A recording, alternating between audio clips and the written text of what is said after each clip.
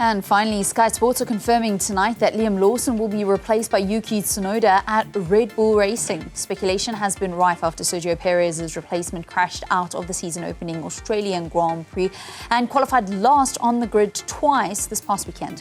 While Hamilton's start at Ferrari has been anything but smooth, a win in the sprint race seemed to show a change in fortunes until he was DQ'd post-race along with his teammate for breaches for the one skid mark thickness on Hamilton's car and minimum weight breach for Leclerc.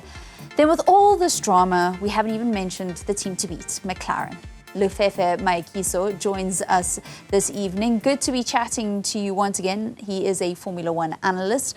So let us start with the big news on Red Bull and having to replace their second driver just 2 races in.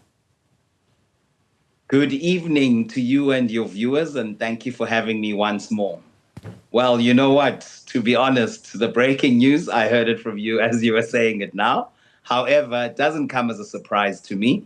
Red Bull, they don't beat about the bush. If you're not up to scratch, they won't hesitate to remove you. And fortunately, they're not removing him from the sport in its entirety, but they're demoting him to the junior Red Bull team, the Visa Cash App Racing Bulls.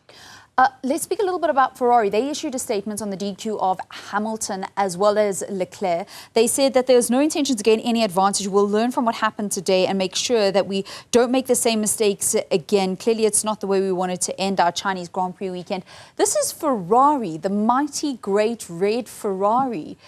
How could they have been making such a mistake? Well, if we're being honest, Ferrari has been error-ridden for some time now. I think dating back to 2017-ish when Arriva-Ben was still the team principal. So are we really surprised? I wouldn't say so.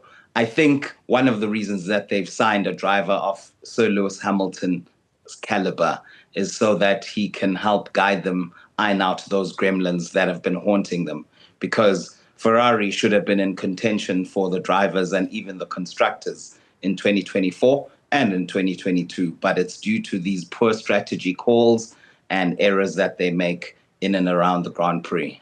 Yeah, it does seem like Ferrari have been scoring a lot of own goals of late, and something that Hamilton was hoping would change. Let's speak a little bit about McLaren. They were touted as the team to beat, and certainly after just 2 races, that does seem to be the case between Oscar Piastri as well as Lando Norris. Can they maintain it? Let me show you something first. How do you like that? Yes, definitely. McLaren are the team to beat. If you look at their performance in the second half of the season last year, they, in fact, even before the second half, I would say from Miami, which I think was round 6 in 2024, they started being the leader of the pack, I would say. It's just that they also lack the experience of running in the front and fighting for championships. And as a result, they also made quite a few mistakes, whether it's the team or the driver, Lando Norris, who was the leading driver going for the title against Max Verstappen last season. However, they are the 3rd most successful team in Formula One history. So they already have the pedigree, having won, I think, 8 Constructors' Championships. So I think they will find their feet. Their biggest conundrum is that they've got 2 hungry young drivers in Lando Norris and Oscar Piastri.